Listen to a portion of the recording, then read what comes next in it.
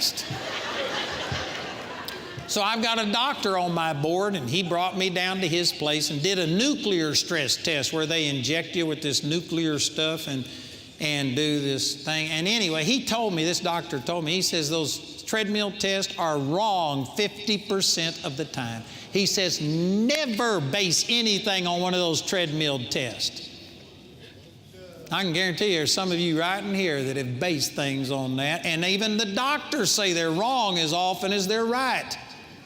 And he tested me, and it turned out, this has been 13, 14 years ago, he says, you got the heart of a 17-year-old. He says, there's nothing wrong with you. And I just refused to have it. And yet there's many people, I'm not saying this to condemn you, but I'm saying it to point out how that we are letting this world mold our image.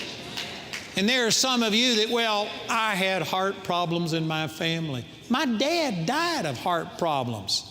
He died in 1952 when I was only 3 years old and was raised from the dead. And then he died again in 1962 and stayed dead that time.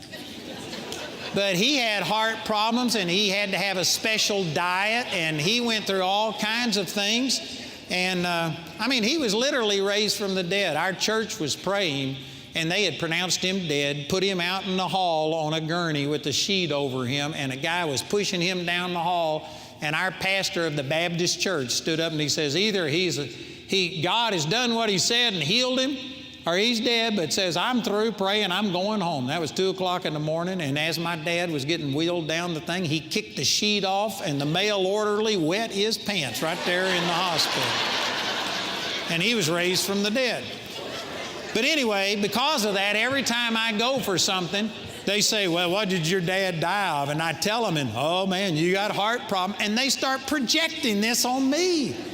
And I say, hey, 50% of me is my mother, and she lived to be 96 and with healthy as a horse. Why don't you look at her side?